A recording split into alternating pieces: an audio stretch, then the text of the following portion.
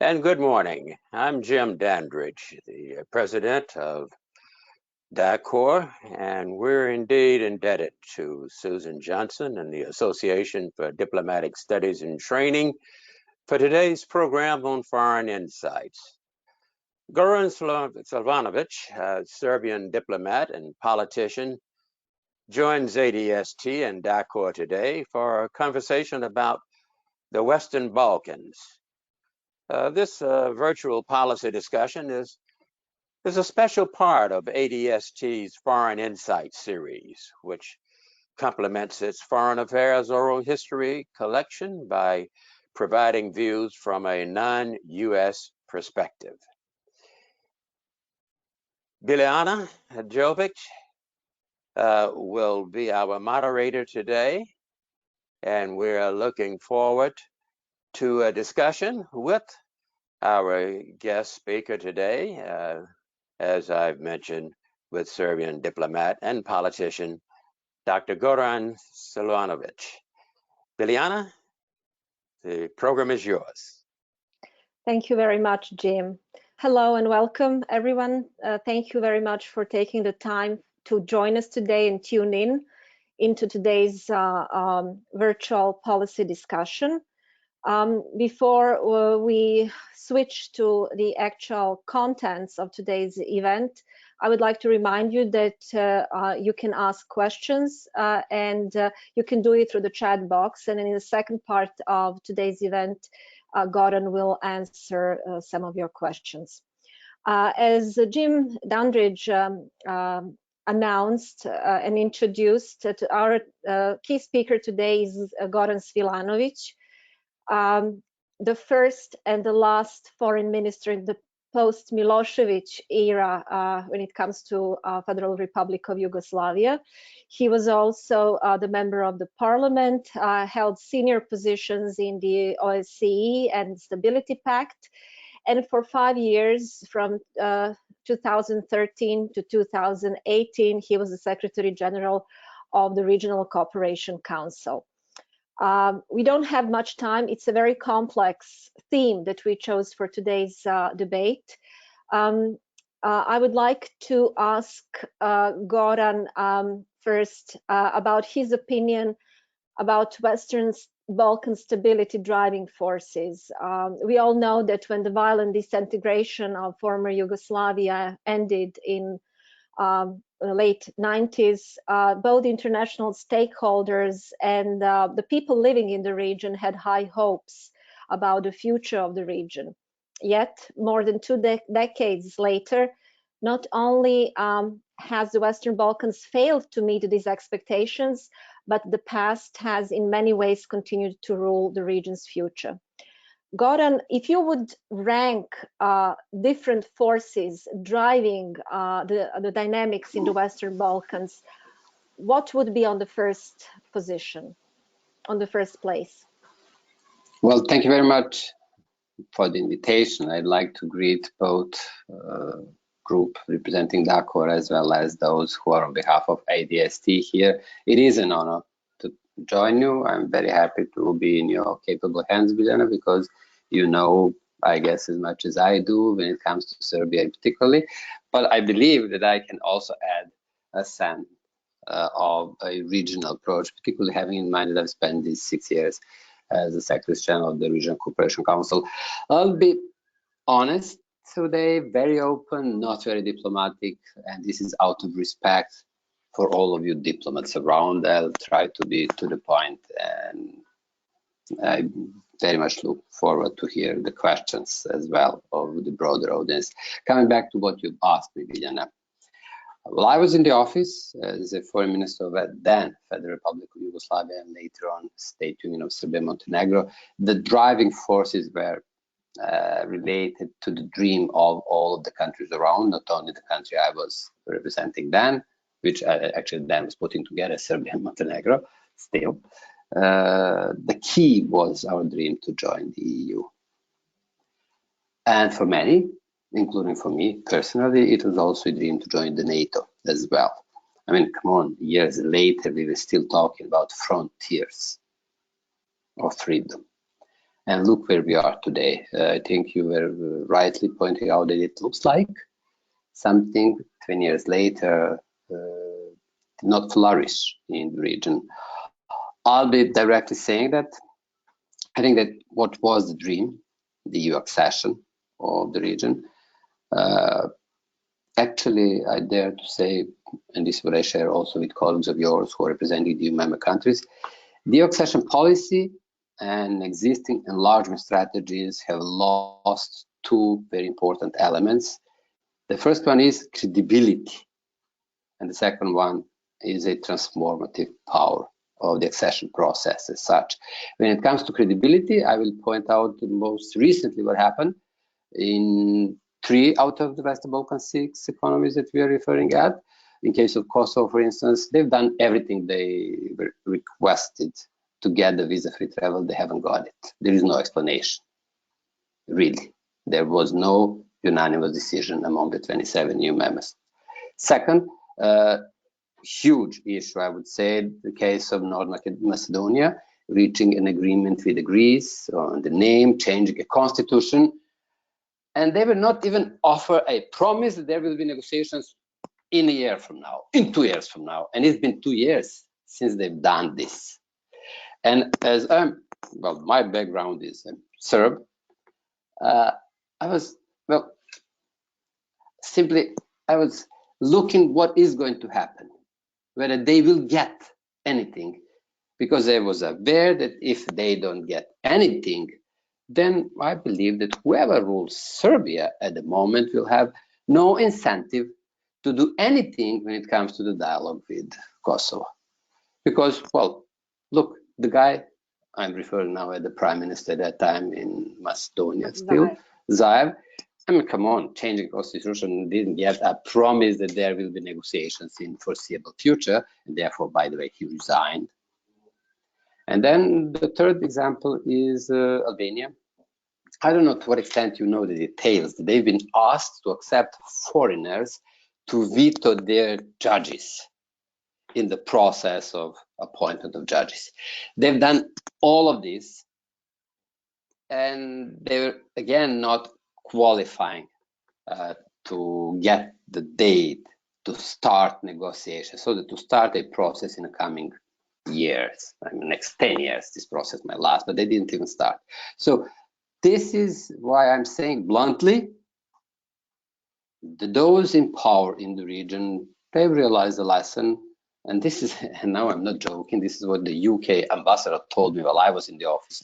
Look, Goran, you pretend to reform, we're going to pretend that we're going to get you in. And I thought that this, which ended up as an anecdote in the books from my career, is forgotten. Now this is the life we are all living here in the region. We are pretending to reform, and it looks like that the EU is pretending to get us in, and I'm very, very sorry for that. So this is a crucial driving force which is gone. And this is why I'm commenting like this, and I'm very sorry, but I wish I could say something different. And then the very process of accession, and this is the second element, I was referring at a transformative power, because we were hoping, okay, we are no perfect countries, but look, once we open this chapter, then another chapter, and then another chapter, things would look differently, and therefore the support of the people will grow in spite of odds in the process. And in order to give you a room to ask another question, Biljana, I'd like to say the following. This situation has created perhaps not a vacuum, but it opened a door for two things. One, other players to get in, and now I'm referring to China, Russia, Turkey, Emirates. And the second thing, well, this actually created a situation where those in power, they realize that, well, now they have many more options. So therefore, they've started playing different games, meaning introducing different policies on their own. And this is where we are now. So my bottom line, and back to you, is the following. I think that the policies implemented so far, which were driven by this idea, let's try to increase the bond between the countries economically. and then we're going to deal with outstanding political issues, it looks like it doesn't work anymore. Therefore, I would like to invite those who may influence the processes I was referring at to also deal with the outstanding political processes and issues. And therefore, I'm referring at increasing functionality of Bosnia and Herzegovina and concluding a dialogue between Belgrade and Pristina, facilitated by the EU, as it's formally called here in Belgrade, in a manner which will provide for focusing attention to both economic development, but also political alliancing in the region. We'll focus more on individual countries and individual issues. But before we do that, I have to ask you one more question, actually a few more questions.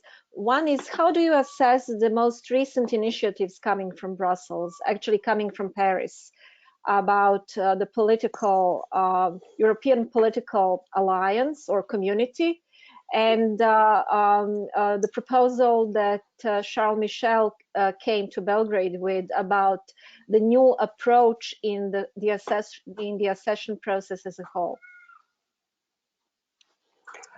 Well, I mean, I can be nice towards European leaders and say, okay, let's do it. And frankly, I think this is what is going to be the end game. All our leaders will say, okay, yes, we will obey.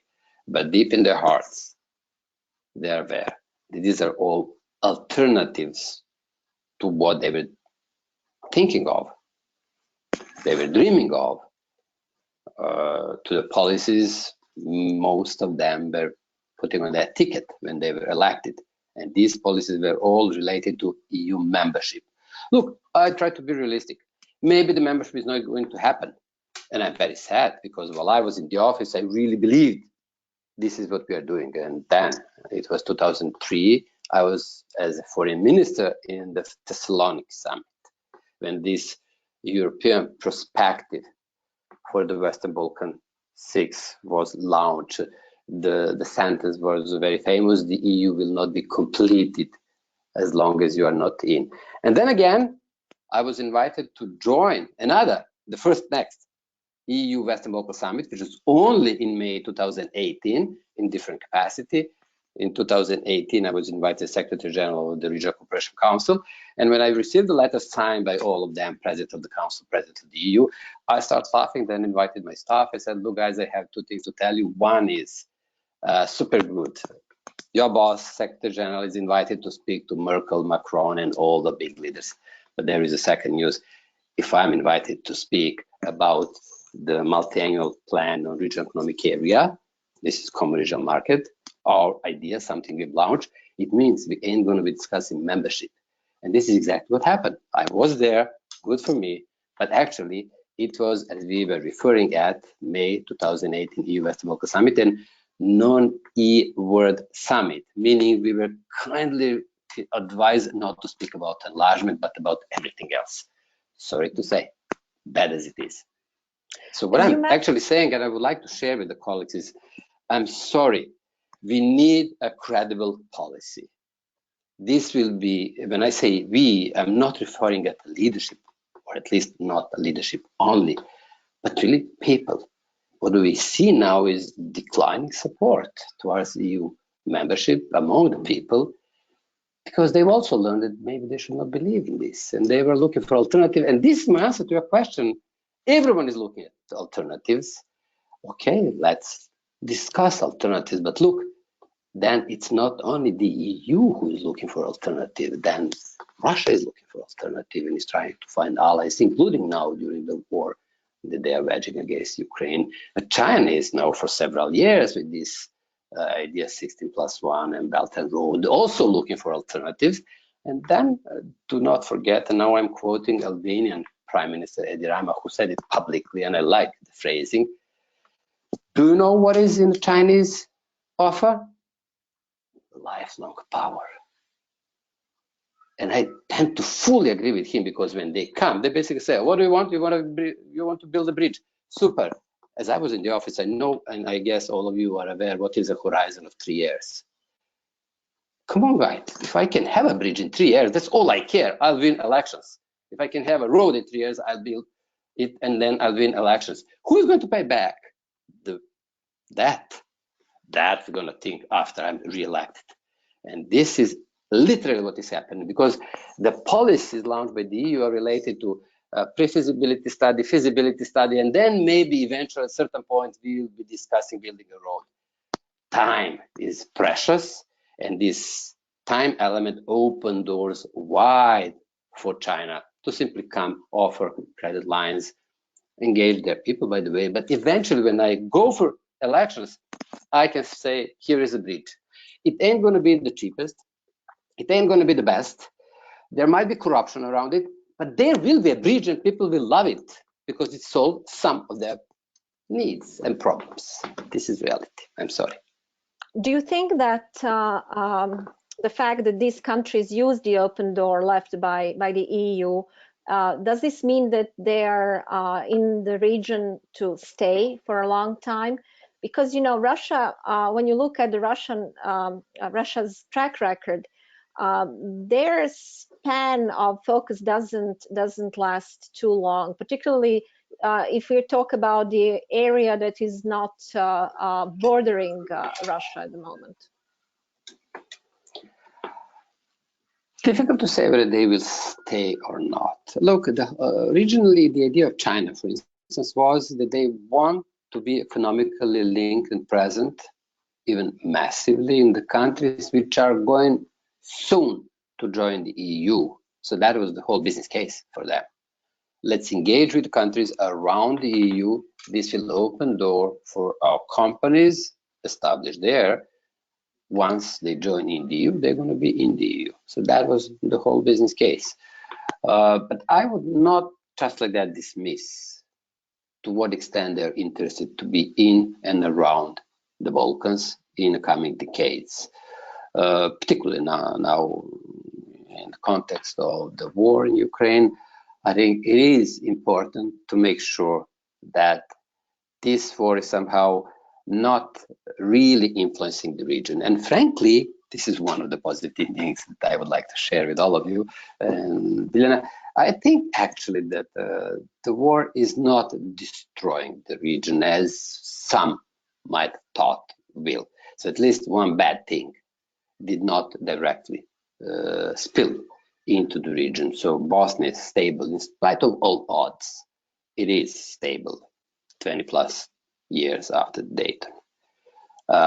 Same thing one might be said for each and every country around. So the war is somewhere there. Countries are aligning with the EU and US, I'd say, but Serbia. But when it comes to the position in the UN, Serbia is also with everybody else. And I think it will gradually come much closer to the position of the EU and US. But I would really point this out. The war is one bad thing which is not yet reflected deeply, and I think will not in the books. The countries in the region have their internal challenges that also contribute to the overall lack of stability of the region. One of the main challenges is state capture that is present in a few countries in the Western Balkans. Can you tell us a little bit more about that? How do you see the key challenges, internal challenges that the region is facing at the moment? It was a Berlin process summit in London, by the way, when this question was asked by the moderator, and who was in a panel. I think it was Serbian foreign minister, I think Montenegrin foreign minister, and they were basically laughing at the question publicly, pointing out, saying for I'll say this is not very diplomatic. I think one of the ministers has said, well, this summit is in London just after the Brexit, and you're asking about my country being captured, while the next summit you want to have in Poland, really? And that was the answer. So what I want to say, cynical as it is, it may not be wrong. What I want to say, the cynicism of buying the worst things around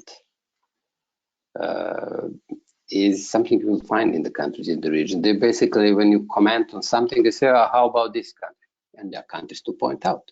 They don't want to offend anyone, therefore I will not go any further, but there are several in the EU whose track record when it comes to media freedom, rule of law, relation with Brussels, respect for the solidarity within the Union is different enough, to put it mildly, so that the leaders of countries like mine and those around who are allegedly approaching the EU membership are simply quoting and saying, okay, look at them. Why are you asking this from us?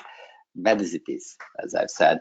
But frankly, when you look at the figures of those who left the region, and not anymore the very young population, even people of our ages are leaving, those who are well established, well connected, simply I try to look back and really discuss within the family, why is this happening? The answer is rule of law, not economy actually, but rule of law broadly understood. People are fleeing, leaving the region. This is one of the results of captured states, because they're simply fed up of this media who are absolutely manipulated, a lot of information, disinformation, a mishmash, dysfunctional health system, education system, bank system, transport. So I'd like to say that this is exactly what we were hoping the EU accession process as a process will bring in, and I think it is bringing, and I'm grateful for the investment. It is huge investment done by the EU. But this is why I've said minutes ago, we need really to focus on outstanding political issues, including this big issue which I refer at as a broadly understood rule of law. I think this is a must if we want to move the region further. Otherwise, as long as these outstanding issues are not resolved, and I was referring at Kosovo and Bosnia, look, you cannot really advocate policy, because then you're immediately in public demolished as either traitor or a patriot, and this dividing line actually limit a space for a normal intellectual political debate. Where do we want to go?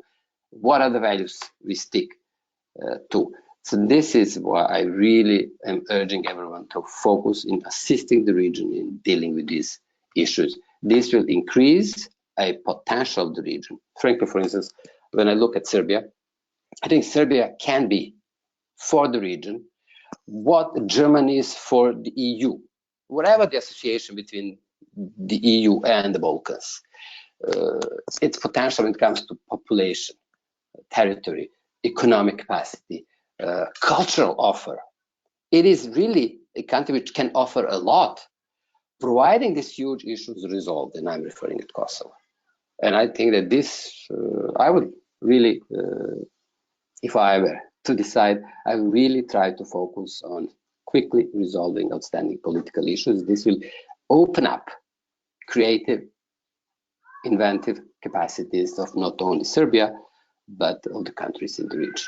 Irrespective of the fact what is the technical solution when it comes to association with the EU. Is this economic area which is adjacent to the EU or is part of the European Economic Area? Is it this political community referred at by Macron? So whatever the outcome, for me, as long as these political issues are resolved, there is a room really for the region to flourish and to really become one stable element of the Western alliance. How do you see that these political issues can be resolved? Let me just focus on one, the issue of Kosovo.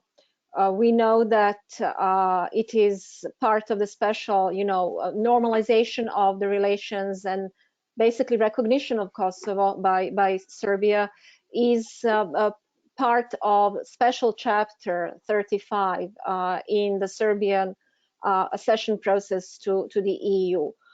However, there has been recently an increased level of fatigue of the Serbian public when it comes to EU accession process, because on the one hand everybody says, well, you will not be able to join the EU until you have resolved the issue with Kosovo, and on the other hand there is an increasing sentiment that no politician in Serbia should ever recognize that Kosovo is independent. How do you see that it is possible at all to come to some kind of consensus that would close the issue of Kosovo?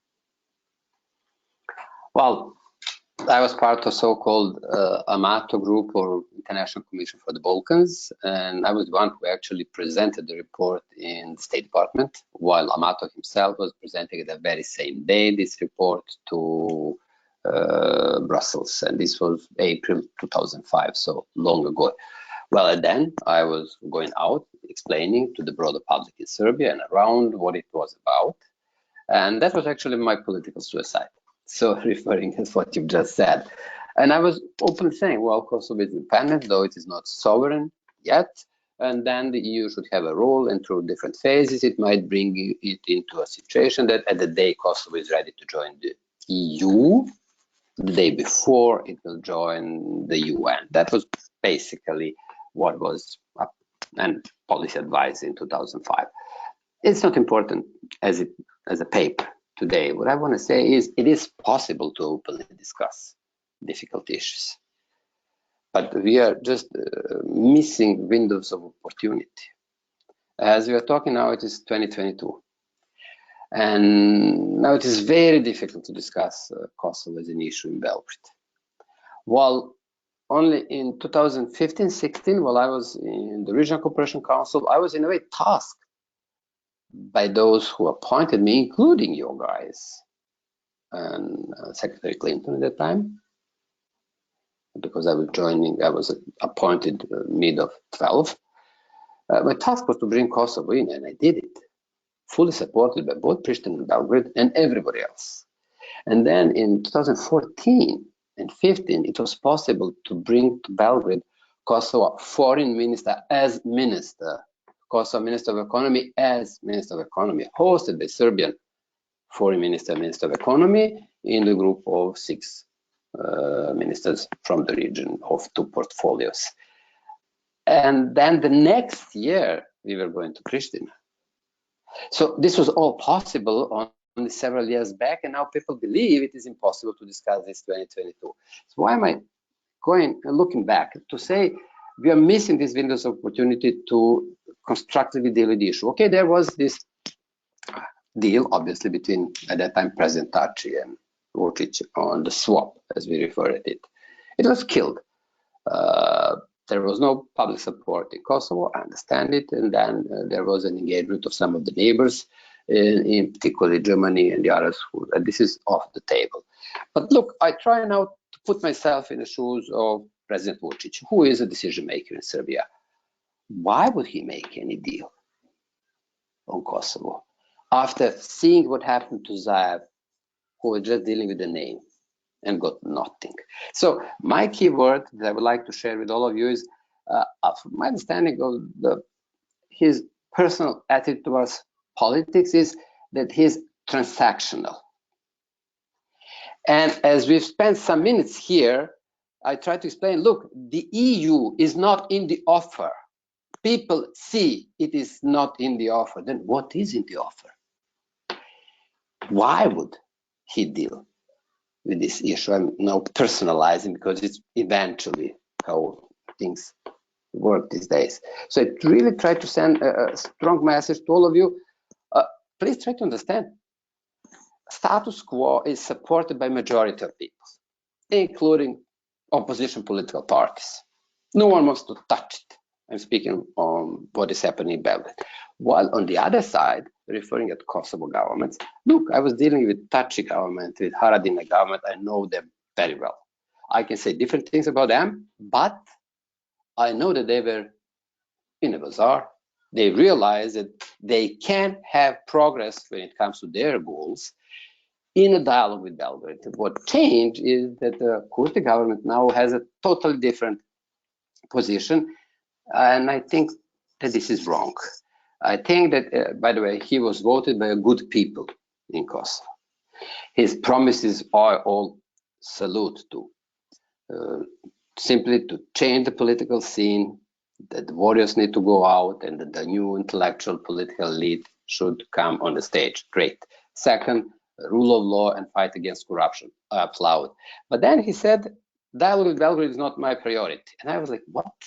Because at least my position is that this is, as I've said already today more than once, this is an urgent issue to deal with, because these policies that he is promoting, and I can agree with his policies, he will be able to implement only if the solution is found. Therefore, I think there should be more of engagement, and there should be really an offer for both, and I see no better offer than the EU membership.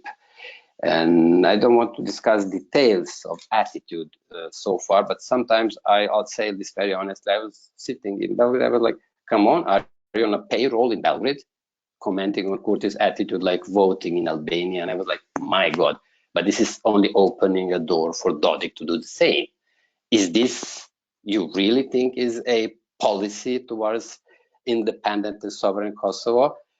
And that was one. And the second one, this is not my priority. Is this not your priority? But okay, someone will welcome this statement in Belgrade. Don't you see that it should be our joint priority to deal with this issue? Because I think that as long as this issue is not solved, it will be very difficult to use the whole potential of Serbia, my country as well. And this is why I'm only very sorry. I think we're just losing time, all of us.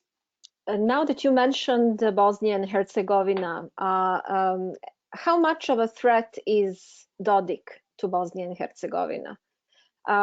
Is Bosnia and Herzegovina threatened by Dodik's secession ambitions, or is it threatened by some deeper problems and deeper challenges?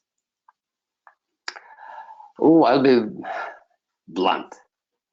Whatever you've seen so far as a policy of Serbia towards Kosovo is only a message to the rest of the world.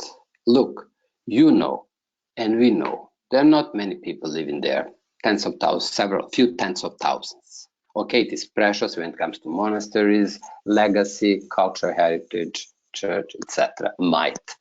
But in reality, and I was born there, it is at the end, now at the moment, few tens of thousands. While in case of Republika Srpska, as a part of Bosnia-Herzegovina, we're talking about 1 million of people in a legally defined territory. So if you think Serbia was difficult on Kosovo, it was only to send the message, you can only imagine how difficult we're going to be if you touch on Bosnia. But let's be now realistic. I was dramatic now. I think that keeping functional Bosnia-Herzegovina is a must. Frankly, Dodik came on political scene, and I know him since then as a good guy, supported also by your guys.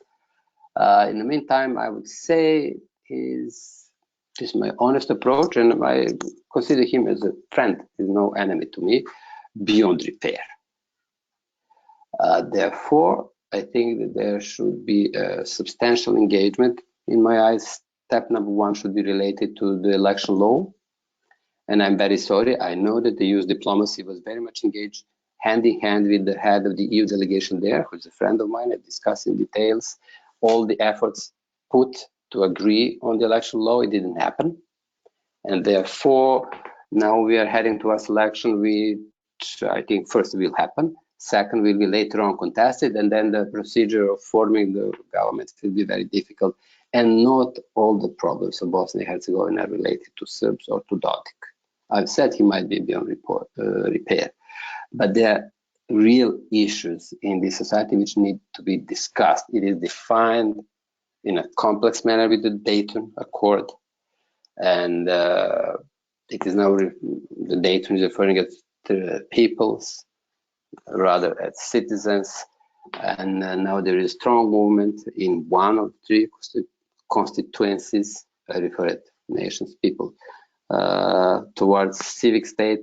I think there is a need to really focus and discuss openly all of these issues related to Bosnia and Herzegovina. But I think that the bottom line is we need to keep the country together. We need to start changing the law and then look into the constitution, what should be done and what could be done. I say that this dialogue is possible to have among the politicians there and with the leaders of the neighboring countries. Now I'm referring to Croatia, which is very vocal recently regarding this law, and Serbia as well, which is now actually in the low voice leaving it for Croatia. I think that it is, frankly, I'm actually optimistic. I think that what we need is to engage there and to really start step number one, election law, step number two, touch upon the Dayton, and then see how far we can go.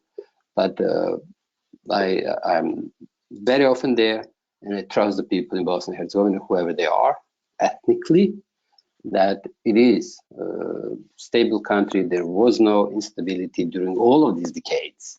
There was a lot of political rubbish, but no real instability, and maybe one or two incidents which could be related to ethnic belonging of the victims or the criminals. Otherwise, actually, it is a country which somehow is coping with all of these challenges of the Dayton, and it is doing as bad as it is possible. I think much more could be done only if these issues are really addressed. And I'm going back to this transactional attitude of the politicians, referring at the membership into the EU. This has to be strongly sent. Why did I say for Dodik that he might be beyond repair? Is this align with Russia is something he should have not done. He crossed line there. Mm-hmm. Let's talk very briefly about the Office of the High Representative. Do you think it is outdated, as Dodik claims? I was referring at the steps which I think should be done regarding Bosnia and Herzegovina. The Dayton Accord might be outdated, but then the effort should be invested by many politicians to deal with that locally. Coming back to OHR, eventually I'm happy that there was a change in leadership, because it stopped functioning for long. And look, I've been around long enough, and I was aware when the EU wanted it closed. And I've discussed with them why they wanted this closed. Now they're supporting it again. But I don't see I would hope for a stronger engagement. Whether they would use EU head of a delegation or OHR, whatever. My personal position is I would push towards giving more of authority and power to the local politicians, whoever they are, as bad as they are, rather than to OHR, using ambassadors who are there, including in particular the head of the EU delegation, not only this one, whoever else comes. I would actually like to give a credit to the US State Department. I've seen that there is a very good diplomatic infrastructure in the region since recently, basically since Biden administration. I'll be very open. High profile and experienced diplomats in each and every country around, plus Jim O'Brien as ambassador responsible for sanctions. So many friends, I can say, people who I've worked with, met already Ambassador Hill here in Belgrade. So many very experienced and capable diplomats. But I would hope that this is a signal of readiness to engage. Somehow, well, I actually think that as bad as the war is, and I'm very sorry for the people in Ukraine who are suffering this Russian aggression, one element on a positive note for us in the Balkans, it's clear we are all part of the West. The nation is moved further towards the East when it comes to East and West. And if you really look into what is happening around, you will see that all unified and stable. Some discussion, but actually it is clear that both people and the leadership realize we are part of Euro-Atlantic community.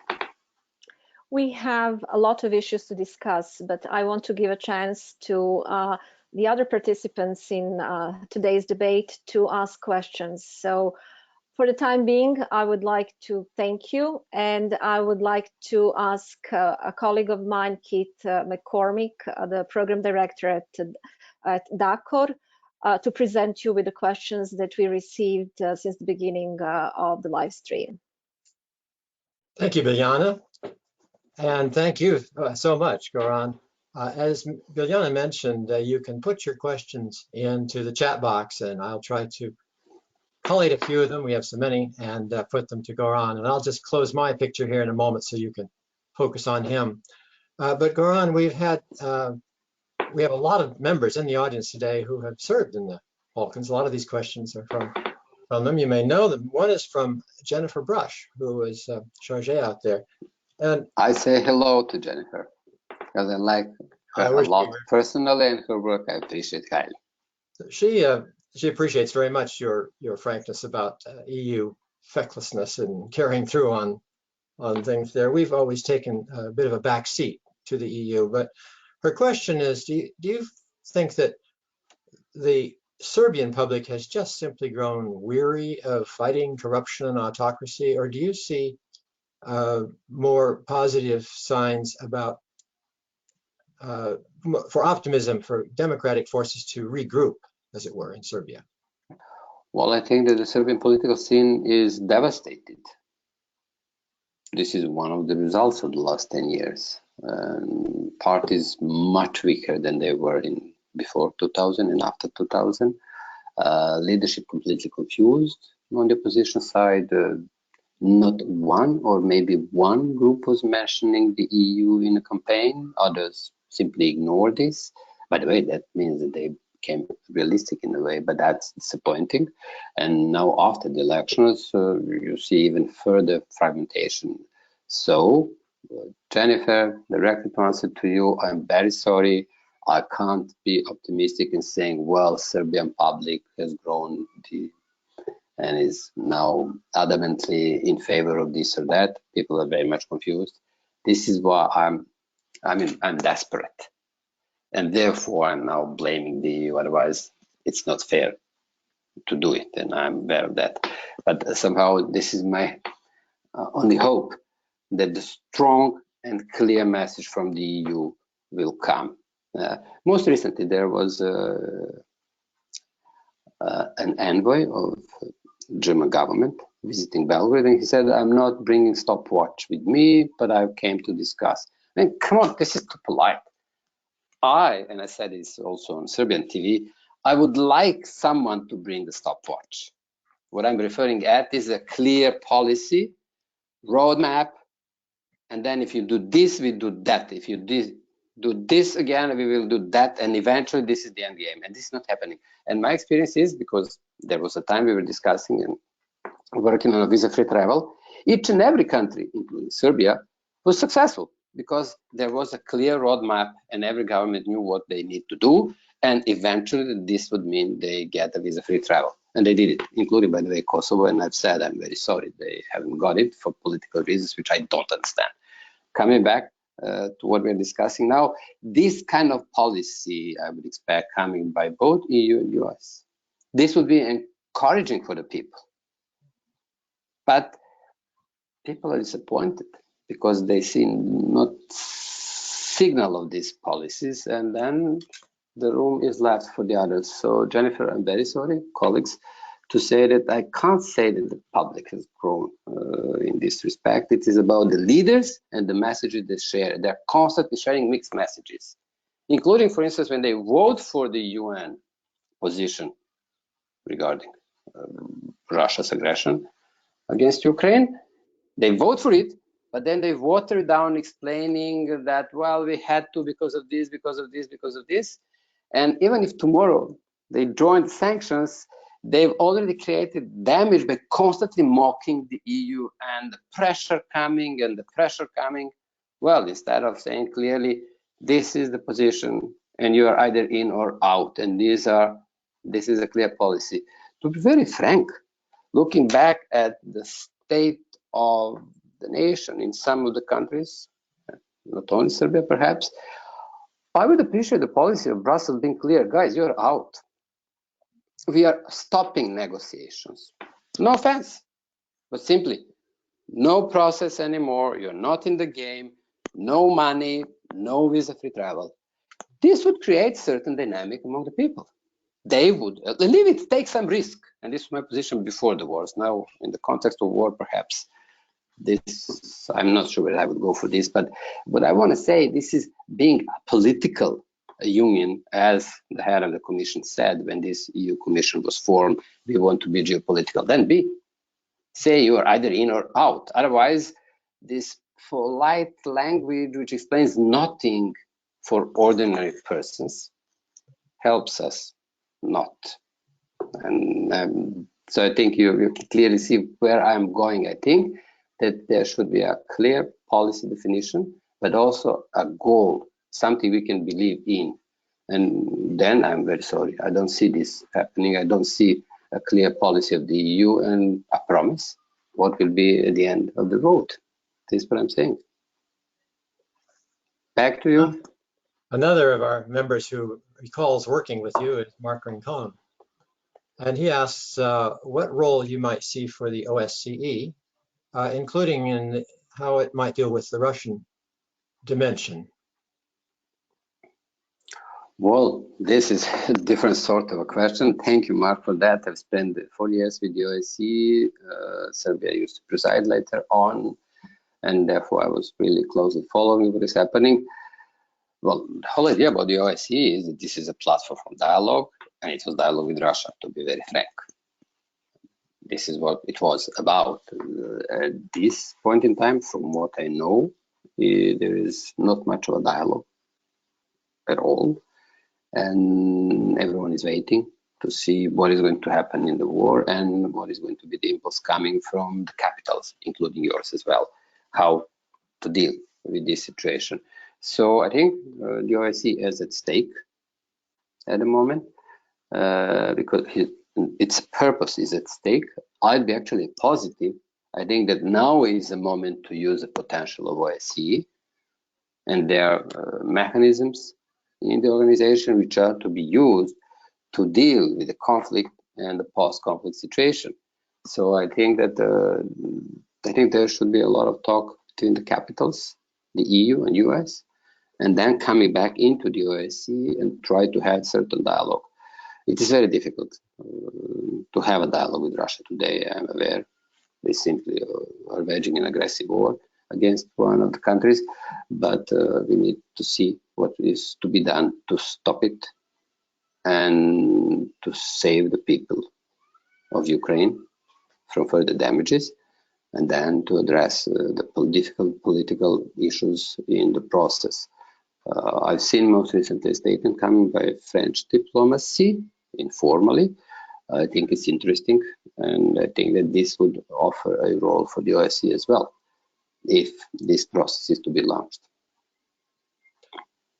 This is a somewhat difficult question, but I think we'd appreciate just hearing you reflect on it.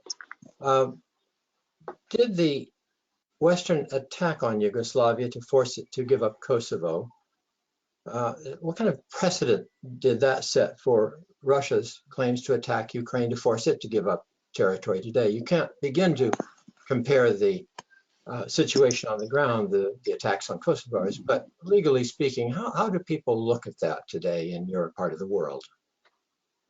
I think that if we start being legalistic, and I have a PhD in law, not in diplomacy and law, nothing related to international relations or so.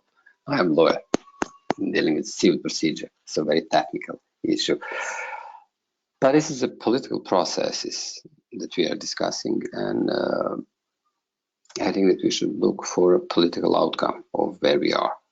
Otherwise, to be very frank, particularly after spending these years in the OSCE, I've learned that before the war in Ukraine. That actually, if you want to use, if you're a Russian diplomat and you can use Kosovo from both sides, having in mind so many unresolved conflicts, frozen conflicts that Russia is directly or indirectly party to. Therefore, whatever the outcome, they can use it.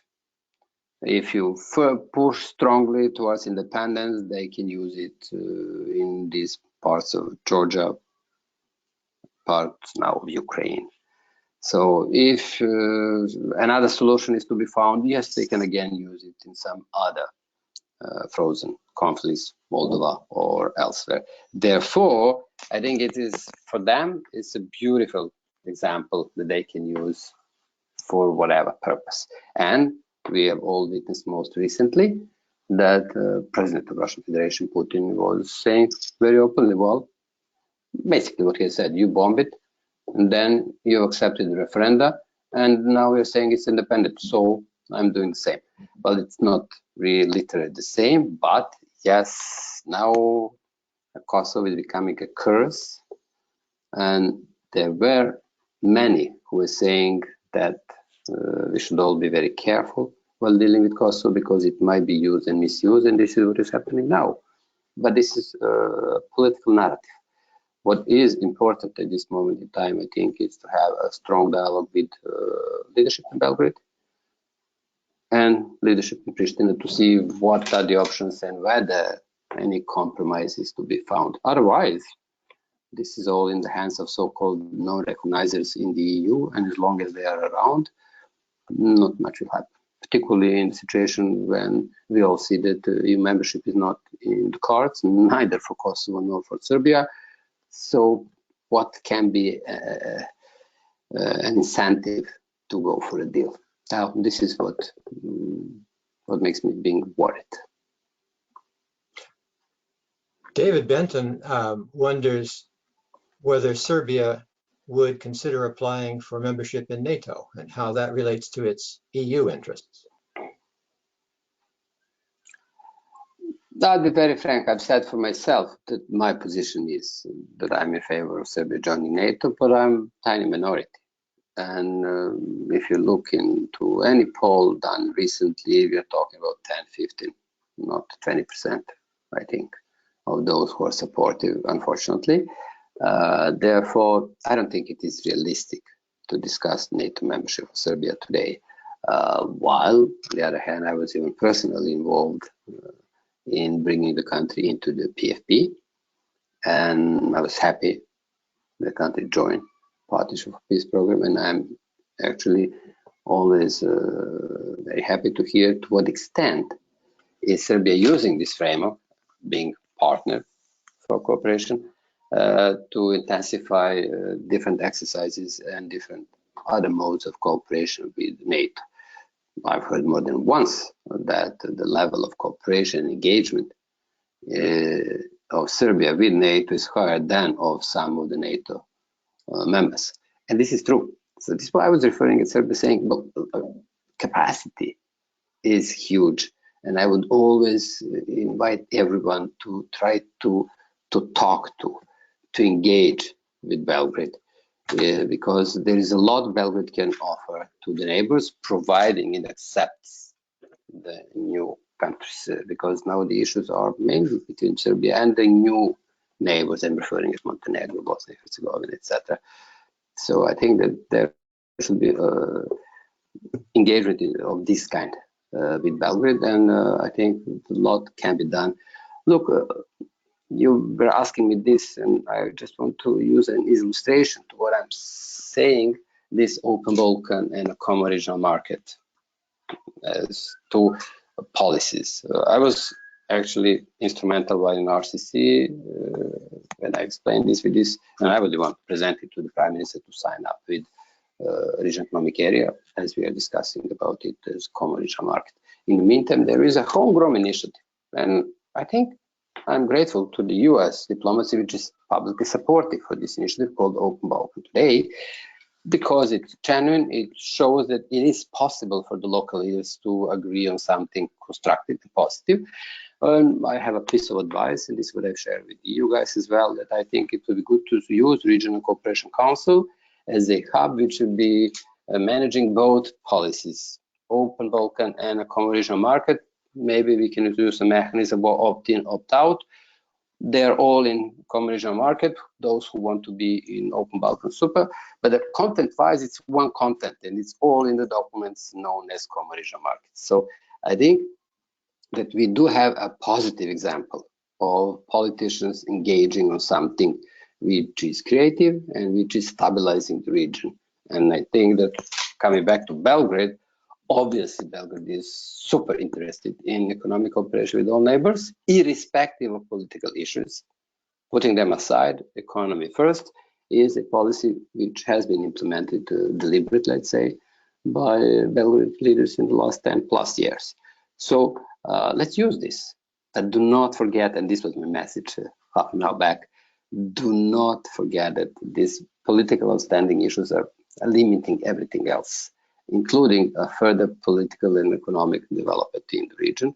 And then corruption is becoming a huge case. I was not really referring today at this, but this is what we see in every country in this part of the world. And I think that strong engagement related to rule of law is a must. Whatever the political process is, whether we call it economic, European economic zone, or we call it political union, as Macron is calling, or we use any other formula, I think that we should not forget to deal with corruption and strengthening of rule of law and the freedom of media, because, and coming back to what Jennifer asked me, because I think that part of the explanation why I was referring at the devastated political scene is that actually the step number one was taking full control over all, if not all, most, if not all, media in the country.